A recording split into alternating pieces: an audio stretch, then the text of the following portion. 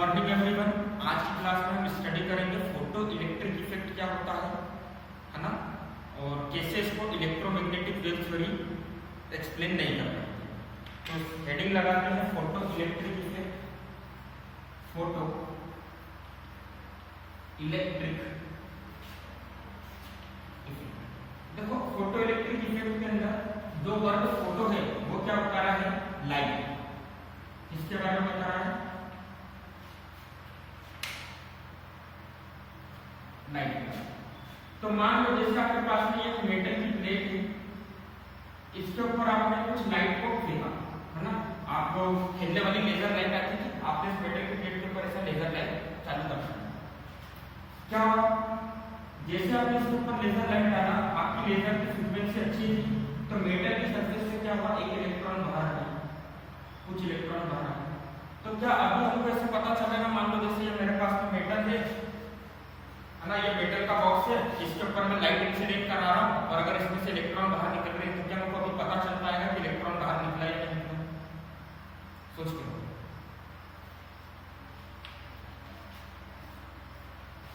अरे इलेक्ट्रॉन का साइज बहुत छोटा होता है, अगर इलेक्ट्रॉन मेटल की प्लेट में से बाहर भी निकल रहा होगा तो हमको पता चलेगा क्या?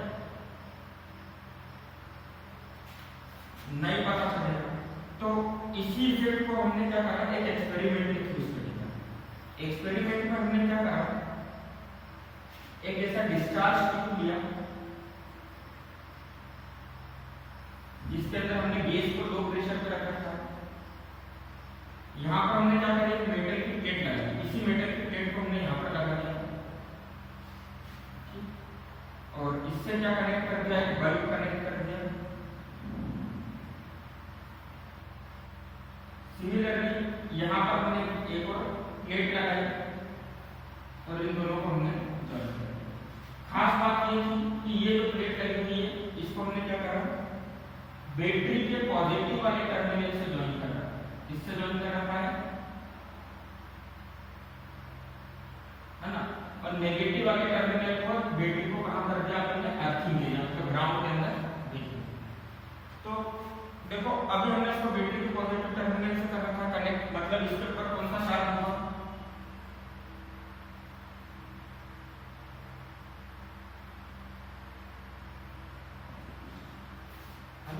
शुरू में जब हमने देखा तो क्या हुआ कि यहाँ पे कोई भी करंट फ्लो नहीं हो रहा था। क्यों करंट फ्लो नहीं हो रहा था, क्योंकि नेगेटिव चार्ज को हमने क्या करा, पकड़ रखा था। अब हमने क्या करा, यहाँ से एक लाइट को इंसिडेंट करा है, लाइट वेव के फ्लो में रहती है, तो इससे लाइट टकराई। जब लाइट जैसे आके यहाँ पर टकराई तो मेटल की सरफेस में से क्या बाहर निकले, इलेक्ट्रॉन बाहर निकले। अब ये इलेक्ट्रॉन कहाँ मूव करना पसंद करेंगे, पॉजिटिव चार्ज की तरफ मूव करने लगेंगे। अब जब इलेक्ट्रॉन पॉजिटिव चार्ज की तरफ मूव कर रहा है तो इलेक्ट्रॉन के अपोजिट डायरेक्शन में क्या फ्लो होता है,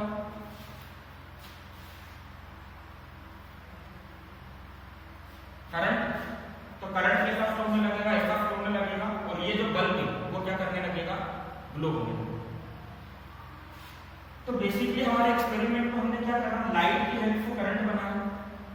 इसी इफेक्ट को हम बेसिकली क्या बोलते हैं, फोटो इलेक्ट्रिक इफेक्ट। तो फोटो इलेक्ट्रिक इफेक्ट क्या बोलता है, जब भी हम किसी पर्टिकुलर फ्रीक्वेंसी की लाइट को, जब भी हम किसी पर्टिकुलर फ्रीक्वेंसी की लाइट को इंसिडेंट कराएंगे मेटल की सरफेस के ऊपर, तो वो लाइट क्या करेगी, मेटल की सरफेस में से इलेक्ट्रॉन को बाहर निकाल देगी। इस इफेक्ट को हम क्या बोलेंगे, फोटो इलेक्ट्रिक इफेक्ट। इस इफेक्ट को हम क्या बोलेंगे, और ये जो इलेक्ट्रॉन बाहर आए हैं इनका नाम हमने लिख दिया फोटो इलेक्ट्रॉन। कौन से इलेक्ट्रॉन, है ना, ये जो इलेक्ट्रॉन बाहर आए हैं इनको हमने क्या नाम रख दिया, फोटो इलेक्ट्रॉन। इतना क्लियर है? लिखे डेफिनेशन, लिखे इसकी डेफिनेशन। ओके,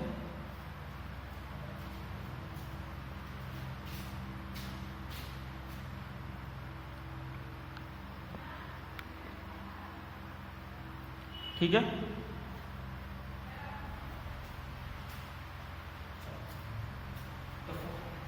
तो फोटो इलेक्ट्रिक इफेक्ट की डेफिनेशन क्या हो जाएगी, when light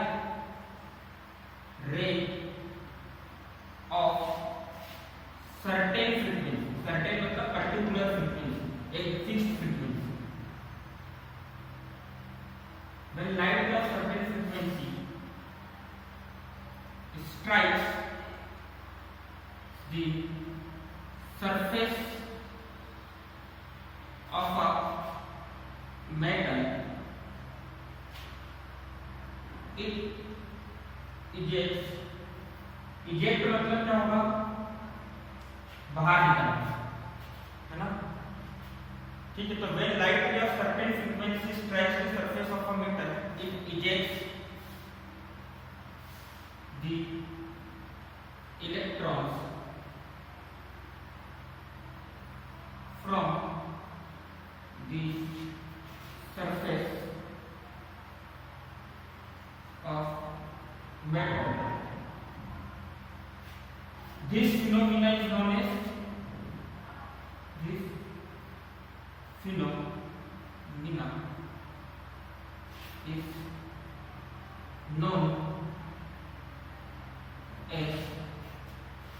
photoelectric effect. Definition समझ में आ गई सबको? When light of certain frequency strikes the surface of a metal, जब किसी पर्टिकुलर फ्रीक्वेंसी की लाइट एक मेटल की सरफेस को क्या करेगी, स्ट्राइक करेगी। ठीक है, तो ये क्या करेगा, it ejects electron from the surface of metal. तो उसकी वजह से क्या होगा, मेटल की सरफेस पे से क्या निकल जाएगा, एक इलेक्ट्रॉन बाहर निकल जाएगा। इस पूरे फिनोमिना को हम क्या बोलेंगे, फोटो इलेक्ट्रिक इफेक्ट। और जो इलेक्ट्रॉन बाहर निकलेंगे उनको क्या बोलेंगे हम, कौन से इलेक्ट्रॉन बोलेंगे, हाँ तो लिख लो, the ejected electrons is known as photoelectrons। समझ में आ गया फोटोइलेक्ट्रिक इफेक्ट, है ना।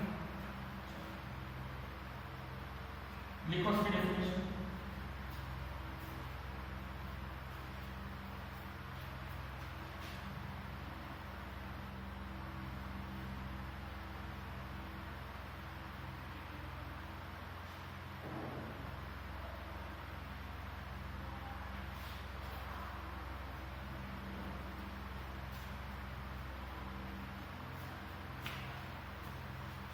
रफ कर दो, लिख लिया है ना। अब देखो इस फोटोइलेक्ट्रिक इफेक्ट के कुछ इंपॉर्टेंट फैक्ट्स थे। पहला फैक्ट क्या था, कि हर फ्रीक्वेंसी की लाइट से इलेक्ट्रॉन बाहर नहीं निकलेगा। मतलब देखो मैंने मान लो इसके ऊपर 3 फ्रीक्वेंसी की लाइट को एमिट कराया, रेड, येलो और ब्लू। अब सबको पता है रेड की फ्रीक्वेंसी बहुत कम होती है, येलो की फ्रीक्वेंसी ज्यादा होती है और ब्लू की फ्रीक्वेंसी सबसे ज्यादा होती है। तो जब मैंने रेड कलर वाली लेजर लाइट से इसके ऊपर स्ट्राइक करा ना, तो कोई इलेक्ट्रॉन बाहर नहीं निकला, कोई करंट फ्लो नहीं हुआ। मतलब रेड कलर की जो लाइट है उसकी एनर्जी इतनी कम है कि यहाँ से वो इलेक्ट्रॉन नहीं छुड़ा पाता। देखो इलेक्ट्रॉन क्या है, अगर मैं बात करूं मेटल के एटम की, तो सेंटर में क्या होगा, न्यूक्लियस, और बाहर क्या होगा, इलेक्ट्रॉन आउटर मोस्ट शेल में। तो न्यूक्लियस और इलेक्ट्रॉन के बीच में क्या है, कौन सा फोर्स ऑफ अट्रैक्शन होगा,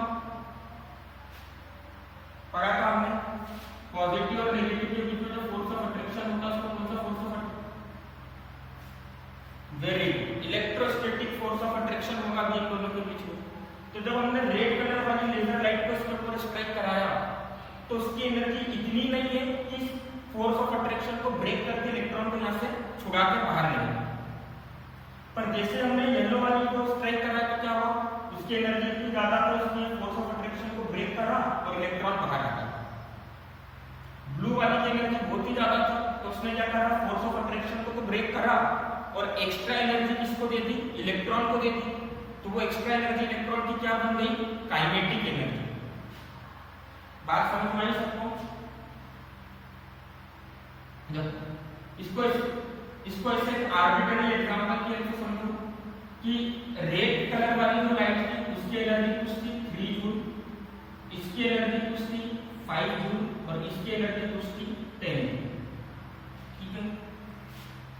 इलेक्ट्रॉन को यहाँ से बाहर निकालने के लिए फोर्स ऑफ अट्रैक्शन को ब्रेक करना जरूरी है, और ये फोर्स ऑफ अट्रैक्शन की वैल्यू कितनी है एनर्जी की टर्म्स में 5 है। अब रेड कलर की लाइट आएगी तो क्या इलेक्ट्रॉन बाहर निकलेगा? क्या येलो कलर की लाइट आएगी तो इलेक्ट्रॉन बाहर निकलेगा? इलेक्ट्रॉन बाहर निकल जाएगा, पर अब इसके पास में कोई एनर्जी नहीं होगी, मतलब ये बाहर निकल तो जाएगा पर धीरे धीरे आसपास घूमता है।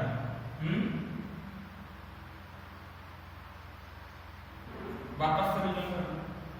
बाकी किसी को ऑडियो में कुछ प्रॉब्लम है? तो अगर येलो कलर की लाइट हमने भेजी तो 5 जूल क्या होगा? फोर्स से ये अट्रैक्शन वाला फोर्स टूटेगा और इलेक्ट्रॉन बाहर निकलेगा, पर इलेक्ट्रॉन के पास कोई काइनेटिक एनर्जी नहीं होगी या बिल्कुल नेग्लिजिबल काइनेटिक एनर्जी। पर अब हम बात करते हैं ब्लू कलर वाली लाइट की। जैसे मैंने इसके ऊपर ब्लू कलर वाली लाइट को इंसिडेंट कराया, क्या होगा? 10 जूल में से 5 जूल तो कहां चली गई? फोर्स को ब्रेक करने के लिए। अब एक्स्ट्रा जो 5 जूल है वो इस इलेक्ट्रॉन की क्या बन जाएगी? कौन सी एनर्जी बन जाएगी? Kinetic energy. समझ गए सब?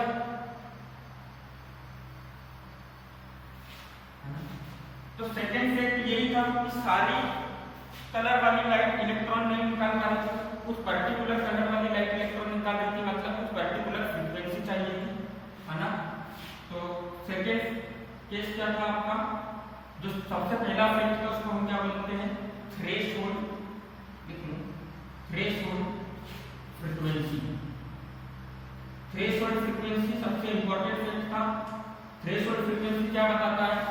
वो मिनिमम फ्रीक्वेंसी जिसकी हेल्प से हम क्या कर सकते हैं? इलेक्ट्रॉन को मेटल की सरफेस से बाहर निकाल सकते हैं।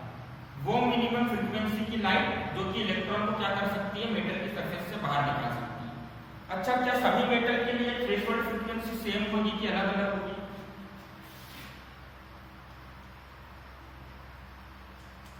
अलग अलग। तो देखो, minimum frequency of wave which is required to eject electron from the surface of metal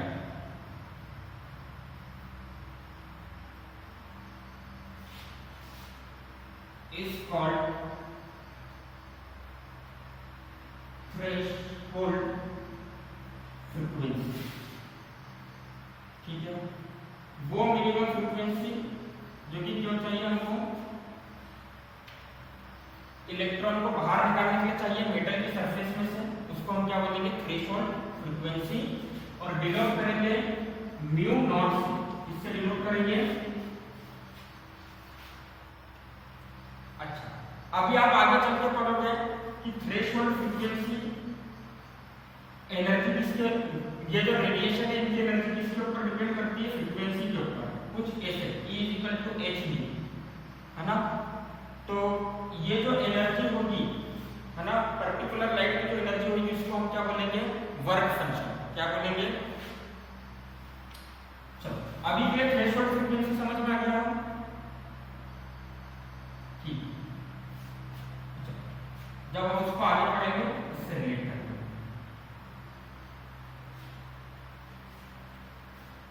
लिख लो सेकंड वाला पढ़ो।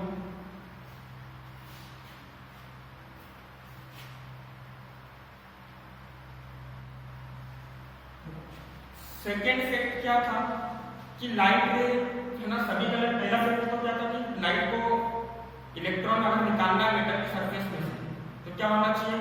कुछ पर्टिकुलर फ्रीक्वेंसी की लाइट होना चाहिए, फिक्स्ड फ्रीक्वेंसी की, तभी इलेक्ट्रॉन निकल पाएगा। मतलब इसके ऊपर डिपेंड करेगा, लाइट की फ्रीक्वेंसी के ऊपर इलेक्ट्रॉन निकालने की प्रोसीजर अपना डिपेंड करेगा। अब इन्होंने एक्सपेरिमेंट से एक और चीज पता लगाई कि जितनी ज्यादा लाइट की इंटेंसिटी होगी, जितनी ज्यादा लाइट की क्या होगी? इंटेंसिटी होगी, उतने ज्यादा क्या मिलेंगे हमको? Photo electron. क्या मिलेंगे, फोटो इलेक्ट्रॉन, है ना। जितनी ज्यादा लाइट की इंटेंसिटी होगी फिक्स्ड रेडिएशन वाली, मतलब फिक्स्ड पर्टिकुलर थ्रेशोल्ड फ्रीक्वेंसी से ज्यादा फ्रीक्वेंसी वाली जितनी ज्यादा लाइट रे होगी उतने ज्यादा फोटो इलेक्ट्रॉन्स निकलेंगे, सीधी बात है। जितनी ज्यादा लाइट रे, मान लो मेरा सोर्स है बल्ब, अगर मेरा बल्ब सारी लाइट रे क्या कर रहा है, जो सेंड कर रहा है, ठीक है, उसकी सारी लाइट रे की जो फ्रीक्वेंसी है वो थ्रेशोल्ड फ्रीक्वेंसी से बढ़ी, तो क्या सारी लाइट रे इलेक्ट्रॉन निकाल देगी, सोच कर बताओ।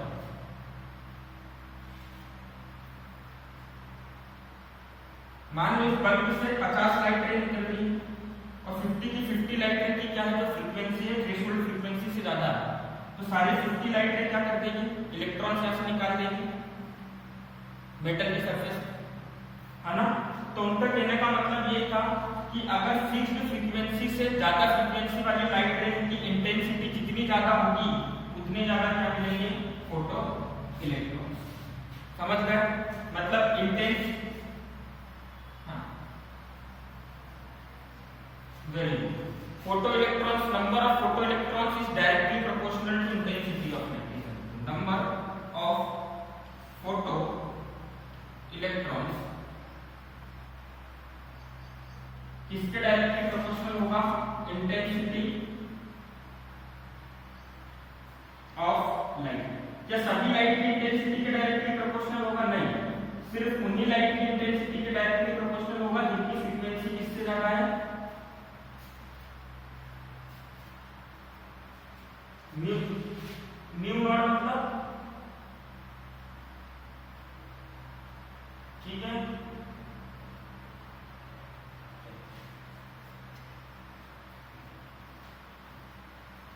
लास्ट पॉइंट लिखो, देखो हमको इलेक्ट्रॉन इजेक्ट कराने के लिए लाइट रे चाहिए, तो लाइट रे के पास में एनर्जी होनी चाहिए, तो हाँ लाइट रे के पास में क्या होना चाहिए, energy.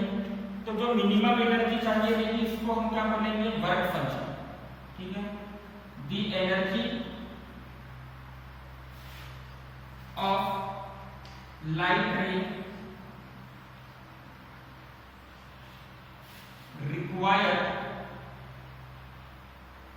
to eject electron from the surface of metal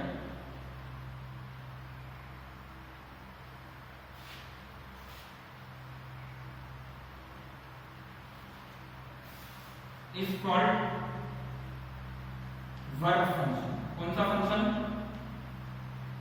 अब वर्क फंक्शन क्यों बोल रहे हैं, क्योंकि है ना, क्योंकि एनर्जी आपने पढ़ा है क्या होता है, कैपेसिटी ऑफ डूइंग वर्क, मतलब एनर्जी वर्क करने के लिए होता है, तो एनर्जी क्या हो जाएगा आपका वर्क फंक्शन, तो उसका फार्मूला होगा E = hν।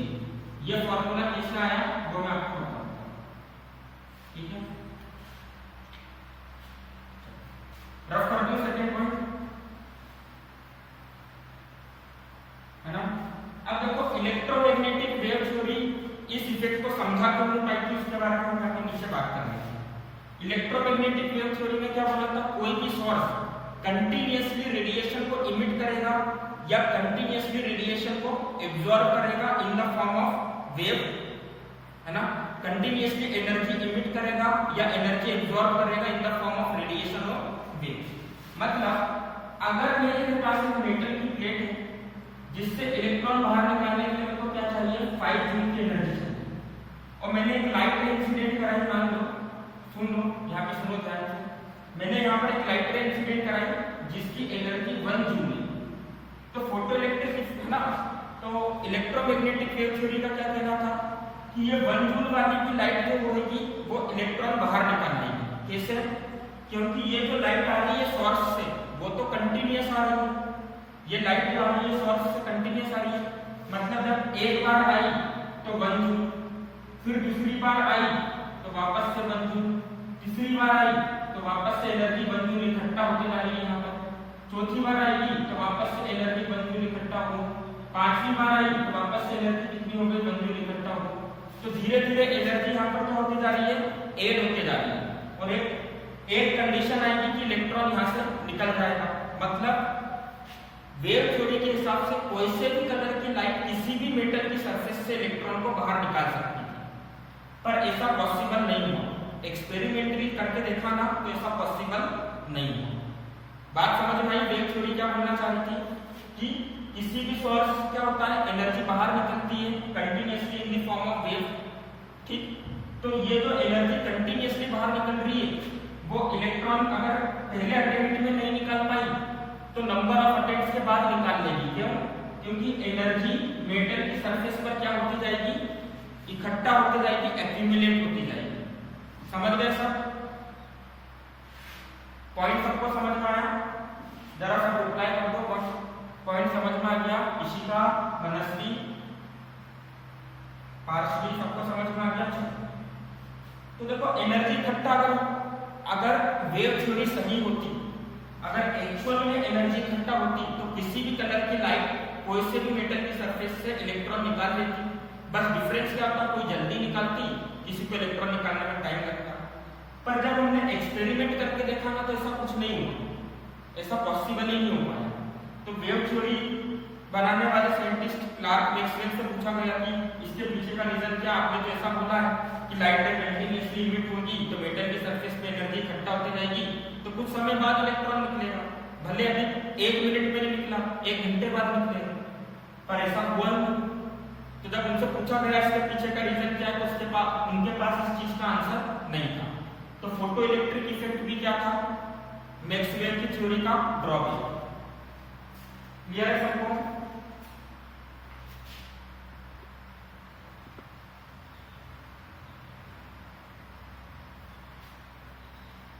समझ में आ गया सबको?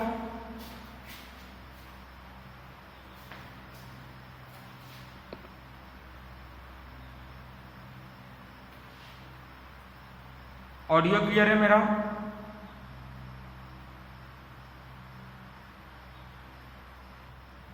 अभी क्लियर है? समझ में आ गया क्या बोला? चल, ये चीज समझ में आ गई कि ये कैसे ड्रॉबैक बना मैक्सवेल की थ्योरी का? जल्दी बता दो।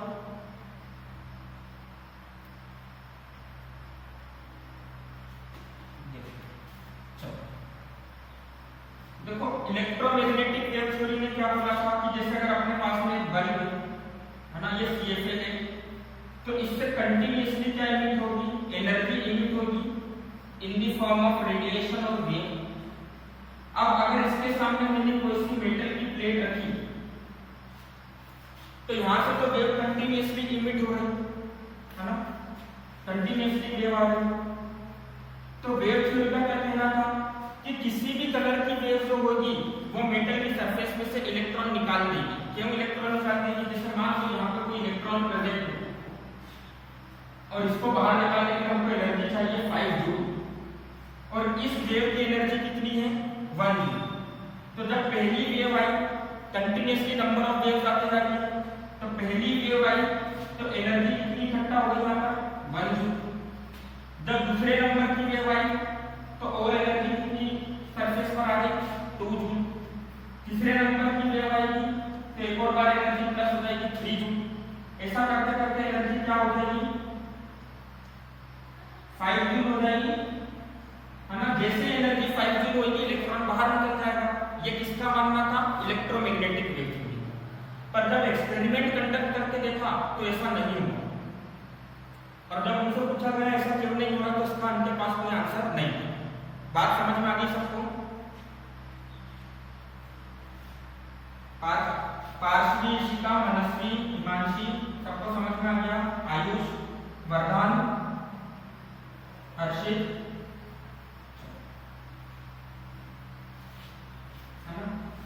तो इस चीज का एक्सप्लेनेशन मांगा गया क्लार्क मैक्सवेल से, तो उनके पास कोई एक्सप्लेनेशन नहीं था, तो ये थ्योरी का डिफेक्ट है। अब इन दो इफेक्ट को समझाया मैक्स प्लैंक की क्वांटम थ्योरी। इन दोनों इफेक्ट को किसने समझाया? मैक्स प्लैंक की क्वांटम थ्योरी, जिसको हम प्लांक्स क्वांटम थ्योरी के नाम से भी जानते हैं। Planck's quantum theory. है ना, बहुत इंपॉर्टेंट है लिखो। तो प्लांक्स ने अपनी क्वांटम थ्योरी में क्या बोला कि किसी भी सोर्स से जो एनर्जी इमिट होती है, किसी भी सोर्स से जो एनर्जी इमिट होती है वो कंटीन्यूअस फॉर्म में नहीं होती। वो कैसे फॉर्म में होती है? डिसकंटीन्यूअस फॉर्म में। पहले लाइन में क्या बोला उन्होंने? कोई भी सोर्स से जो एनर्जी इमिट होती है रेडिएशन या वेव के फॉर्म में, वो कंटीन्यूअसली नहीं होती है। वो कैसे फॉर्म में होती है? डिसकंटीन्यूअस फॉर्म में। मतलब 1 सेकंड के लिए एनर्जी इमिट हुई, फिर कुछ टाइम के लिए रुकी, फिर एनर्जी इमिट। ये चीज समझ में आई सबको? सेकेंड पॉइंट में उन्होंने क्या बोला? ये जो एनर्जी इमिट हो रही है ये किसके फॉर्म में इमिट हो रही है? स्मॉल पैकेट्स के फॉर्म में। जैसे बिस्किट के पैकेट होते हैं, है ना, बंडल के फॉर्म में या पैकेट के फॉर्म में, पेन के पैकेट होते हैं। तो उन्होंने क्या बोला कि ये जो एनर्जी इमिट हो रही है वो स्मॉल पैकेट के फॉर्म में इमिट हो रही है, और उसी को हम क्या बोलेंगे? फोटॉन। उसी को क्या बोलेंगे हम? फोटॉन। और बाद में उन्होंने ये चीज भी बोली कि जो लाइट रे है वो किससे मिलकर बनी हुई है? फोटॉन से मिलकर बनी है। और फोटॉन को क्या बोल दिया? पार्टिकल। फोटॉन को क्या बोल दिया? पार्टिकल, है ना। तो मैक्स प्लैंक की क्वांटम थ्योरी क्या थी? उसका स्टेटमेंट देख लेते हैं। Energy emitted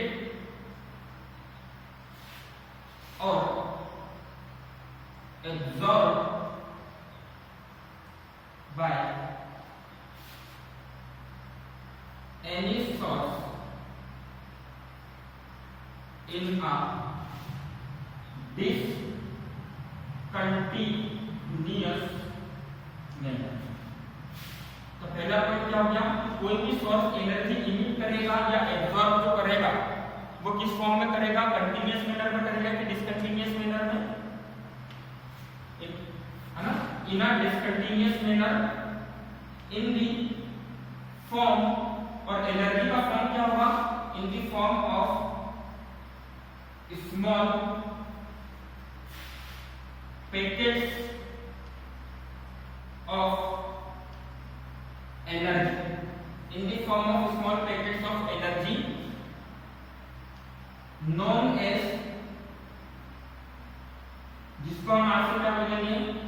known as quanta या फोटॉन। क्या बोलेंगे इसको? क्वांटा भी बोल सकते हैं और फोटॉन। तो उन्होंने अपनी स्टेटमेंट में क्या बोला कि एनर्जी जो भी इमिट होगी या एब्जॉर्ब होगी किसी भी सोर्स से वो डिसकंटीन्यूअस मैनर में होगी। किस फॉर्म में होगी? In the form of small packets of energy. ठीक है, जिसको हम क्या बोलेंगे? क्वांटा और फोटॉन। और इसी को हम क्या बोलते हैं? वो पार्टिकल्स जिनसे लाइट मिलकर बनी है। These are the fundamental particle जिससे क्या मिलकर बनी है? आपकी लाइट बनी है। ठीक है, क्लियर है सबको? है ना। और इन्होंने क्या बोल दिया? Light is made up of photon, जो कि क्या है? फंडामेंटल पार्टिकल है लाइट। मतलब फोटॉन का ऑसिलेशन होगा तो लाइट वेव बनेगी, है ना। इतना क्लियर है सबको? है ना। अरे फोटॉन का घर का नाम है, स्कूल का नाम है? ठीक है, पहला पॉइंट लिख लिया सबने?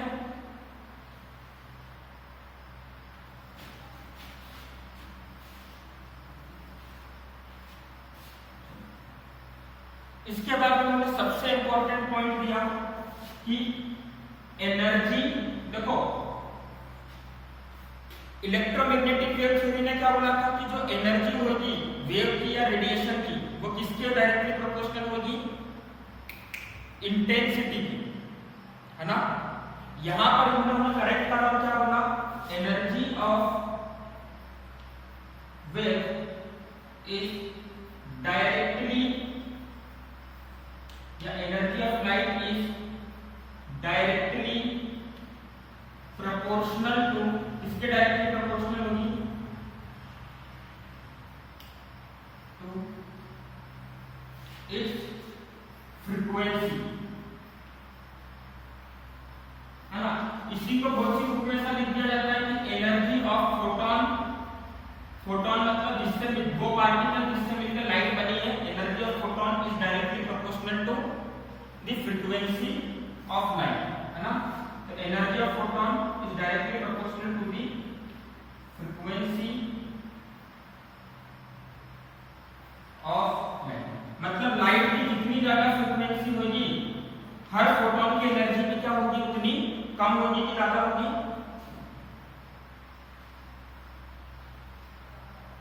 है ना। तो मतलब यहाँ पे सीधा सीधा हमने बोल दिया energy is directly proportional to frequency. तो हम इसको लिख सकते हैं E।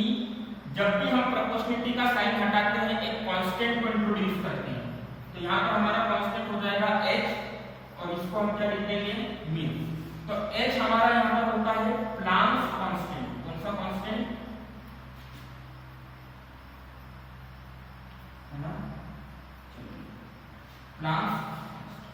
अब प्लांक कांस्टेंट की यूनिट क्या हो जाएगी, तो यूनिट आप लोग निकाल कर बताओ, E divided by U। Energy की यूनिट क्या होती है और फ्रीक्वेंसी की यूनिट क्या होती है, इन दोनों को डिवाइड कर दोगे तो प्लांक कांस्टेंट की आपकी यूनिट आ जाएगी। क्लियर है सबको।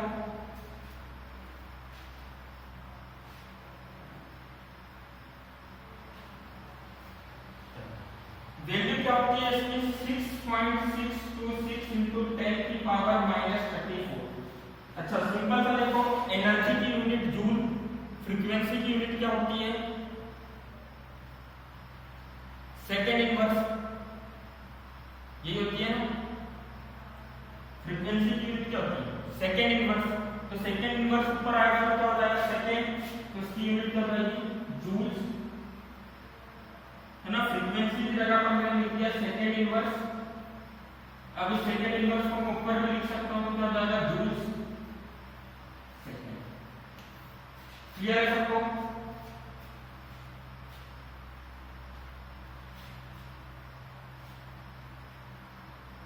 समझ में आ गई प्लांक्स की क्वांटम थ्योरी।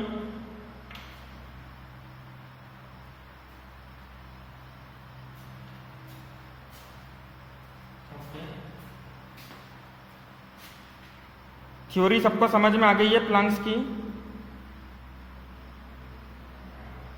है ना।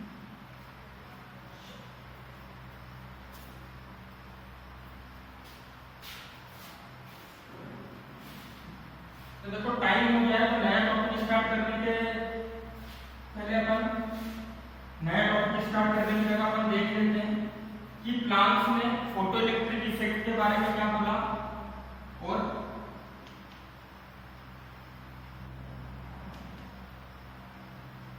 ब्लैक बॉडी रेडिएशन को अपनी प्लांक्स क्वांटम थ्योरी के थ्रू कैसे समझा है, ब्लैक बॉडी रेडिएशन।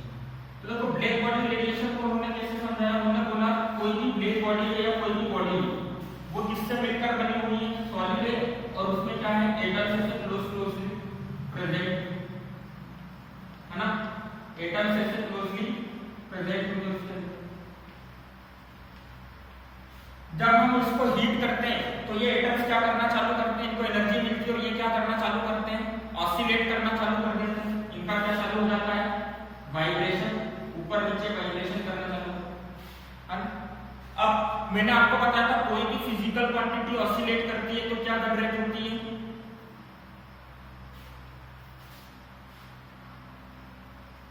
वेव।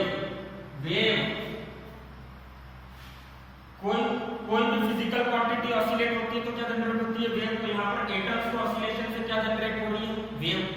अब मान लो मैंने इसको हीट करा पहले 30, सुनो, मैंने इसको हीट करा 30 डिग्री सेल्सियस, तो एटम थोड़ा कम हीट हो गए तो वाइब्रेशन भी क्या था, कम था, मतलब जो वेव बनेगी उसकी फ्रीक्वेंसी क्या होगी, कम होगी।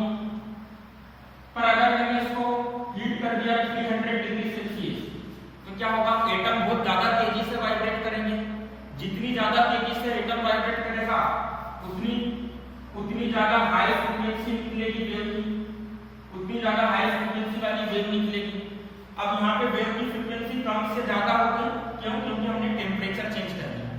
इसलिए टेम्परेचर बढ़ाते समय क्या हुआ था कि पहले हमको क्या दिखा था, रॉड रेड कलर की दिखी, फिर येलो कलर की दिखी, फिर ब्लू कलर की दिखी। समझ में आ गया एक्सप्लेनेशन ब्लैक बॉडी रेडिएशन का?